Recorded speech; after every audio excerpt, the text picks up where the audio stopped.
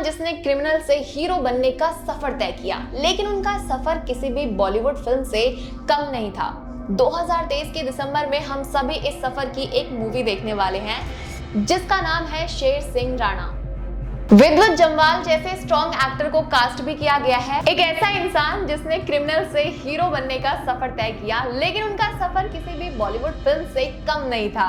2023 के दिसंबर में हम सभी इस सफर की मूवी देखने वाले हैं जिसका नाम है शेर सिंह राणा। विद्युत जम्वाल जैसे स्ट्रॉन्ग एक्टर को कास्ट भी किया गया है, लेकिन कौन है ये शेर सिंह राणा और ये इतने इंपॉर्टेंट क्यों है कि इन पर कोई मूवी बनाई जा रही है। और खास बात ये है कि ये मूवी ऐसे टाइम पर क्यों रिलीज की जा रही है जब जनरल इलेक्शन भी नजदीक हैं। सबका जवाब मिलेगा आपको इस वीडियो में, लेकिन पहले कुछ हेडलाइंस पर गौर करते हैं। फूलन देवी जैसी खतरनाक डाकू को मारकर जेल गया और भागने के बाद अफगानिस्तान पहुंचकर पृथ्वीराज चौहान की अस्थियां उठा लाया। अब जो लोग इन्हें जानते होंगे वो समझ गए होंगे कि हम किसकी बात कर रहे हैं, और जो लोग नहीं जानते होंगे चलिए जानते हैं इस वीडियो के थ्रू। तो नमस्कार, आप सभी का स्वागत है एक और नई वीडियो में। मेरा नाम है तेजस्वी। बॉलीवुड में एक फिल्म रिलीज होने जा रही है। ये फिल्म एक बायोपिक है, लेकिन किसी हीरो की नहीं बल्कि डाकू से सांसद बनी फूलन देवी के हत्यारे की ये बायोपिक है। ऐसा हत्यारा जिसने फूलन देवी को मारकर 22 ठाकुरों की हत्या का बदला लिया था। ये वही फूलन देवी है जो उत्तर प्रदेश में 90s के दशक की प्रसिद्ध डकैत और लेटर 90s पॉलिटिशियन भी बनी। तो सबसे पहले फूलन देवी की कहानी भी जान लेते हैं। फूलन देवी जब 10 साल की थी तभी उनकी शादी 50 साल के एक आदमी के साथ कर दी गई थी। तबीयत खराब होने की वजह से फूलन मायके गई। ठीक होने के बाद वापस ससुराल पहुंची तो पता चला कि पति ने दूसरी शादी कर ली है। अब ससुराल तो छूटा, समाज भी उन्हें स्वीकार करने को तैयार नहीं हुआ। ऐसे में फूलन डाकुओं की संगत में रहने लगी और धीरे धीरे उन्हीं डाकुओं की गैंग का हिस्सा बन गई। लेकिन उस गैंग के हेड बाबू गुज्जर ने फूलन पर गलत नजर डाली, तो गैंग के दूसरे सदस्य विक्रम मल्लाह ने बाबू गुज्जर की हत्या कर दी। तो अब फूलन और विक्रम मल्लाह दोनों मिलकर गैंग को बड़ा बनाने लग गए। उसी समय एक दूसरा गैंग भी काफी फल फूल रहा था जो ठाकुरों का गैंग था, और ठाकुरों के इस गैंग के सरदार थे श्री राम ठाकुर और लाला ठाकुर। ये लोग बाबू गुज्जर की हत्या से नाराज थे और फूलन देवी से ये इसी बात का बदला लेना चाहते थे, और इसलिए सबसे पहले तो श्री राम ठाकुर की गैंग ने विक्रम मल्लाह को मार गिराया। फिर उन्होंने फूलन को किडनैप कर 3 हफ्ते तक उनका बलात्कार किया। इतनी दुश्वारियों से गुजरने के बाद फूलन ने खुद का गैंग बनाया और कुछ सालों बाद वो दोबारा बहमई गांव लौटी। ये वही गांव है जहां फूलन देवी के साथ 3 हफ्ते तक रेप किया गया था। बदला लेने के लिए फूलन ने गांव के 22 ठाकुरों को लाइन से खड़ा किया और गोली मार दी। इस हत्याकांड के बाद फूलन को अब लोग एक खूंखार डकैत मानने लगे और लोगों में फूलन के नाम का डर बढ़ गया। यहीं से फूलन देवी को मीडिया ने एक नया नाम दिया, बैंडिट क्वीन। और बाद में इसी नाम से शेखर कपूर ने फूलन देवी की बायोपिक भी बनाई।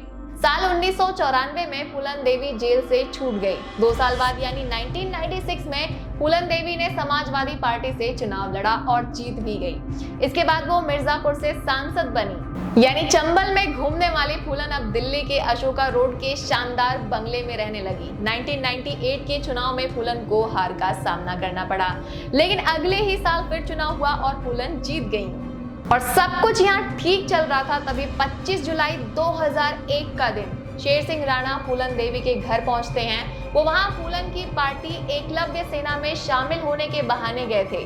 फूलन ने उसे प्रसाद के तौर पर बनी खीर खिलाई और इसके बाद वो वहां से बाहर जाने के लिए निकले। दोपहर 1:30 पर फूलन अपने दिल्ली वाले बंगले के गेट पर खड़ी थी, तभी 3 नकाबपोश आए और फूलन पर ताबड़तोड़ गोलियां चलाई। इसके बाद वो मारुति 800 में बैठकर भाग गए। फूलन को दिल्ली के राम मनोहर लोहिया अस्पताल ले जाया गया, जहां उन्हें मृत घोषित कर दिया गया। इन 3 नकाबपोशों की पहचान की गई तो पता चला इनमें से एक शेर सिंह राणा था।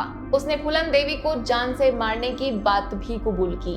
वजह पूछने पर शेर सिंह राणा ने बताया कि उसने बेहमई में ठाकुरों के मास मर्डर का बदला लिया है। यहाँ 2001 के बाद शेर सिंह राणा को जेल हो गई।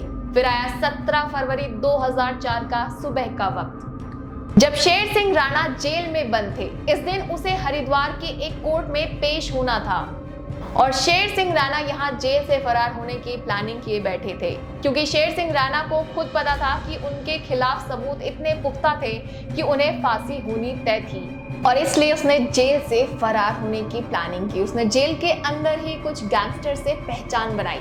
उनकी मदद से उसने रुड़की के संदीप ठाकुर नाम के एक आदमी को हायर भी किया।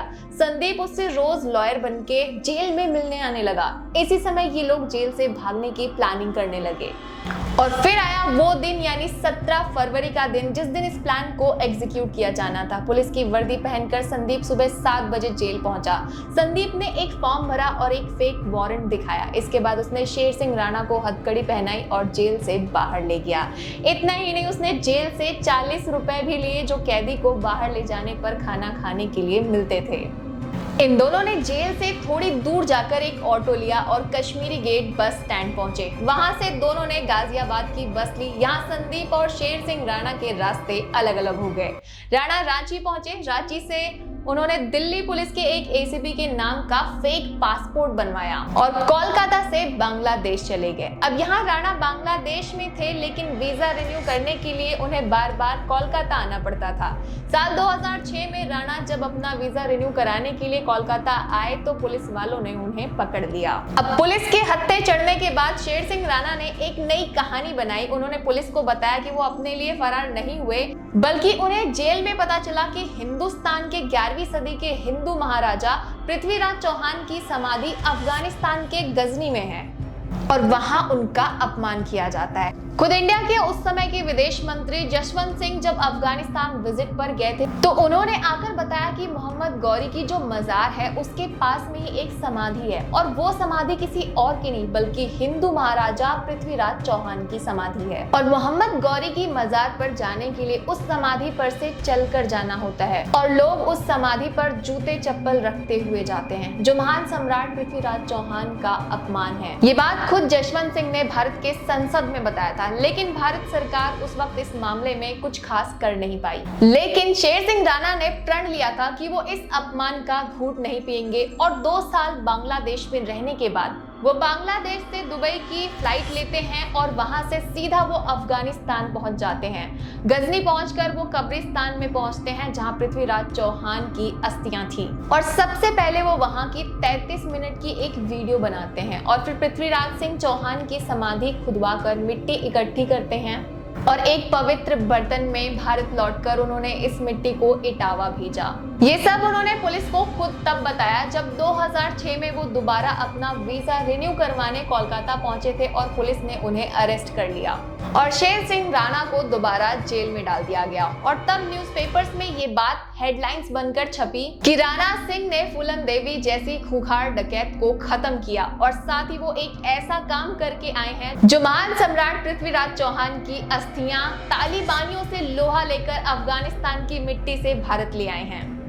तो दोस्तों, यही था शेर सिंह राणा की कहानी, जो फूलन देवी को मारकर क्रिमिनल और अफगानिस्तान से पृथ्वीराज चौहान की अस्थियों को वापस भारत लाकर हीरो बन गए। क्या आप इस कहानी को जानते थे? तो कमेंट्स में बताइएगा इस बारे में अपने विचार। और बाकी ये वीडियो अगर आपको पसंद आई हो तो वीडियो को लाइक और शेयर कीजिएगा। क्या आप इस कहानी को जानते थे? तो कमेंट्स में बताइएगा इस बारे में अपने विचार। और बाकी ये वीडियो अगर आपको पसंद आई हो तो वीडियो को लाइक और शेयर कीजिएगा। खास ऐसे ही इंफॉर्मेटिव वीडियोस के लिए सब्सक्राइब करना ना भूलें। AGSKI 360 मिलते हैं आपसे अगली वीडियो में। खास ऐसे ही इंफॉर्मेटिव वीडियोस के लिए सब्सक्राइब करना ना भूलें। AGSKI 360 मिलते हैं आपसे अगली वीडियो में।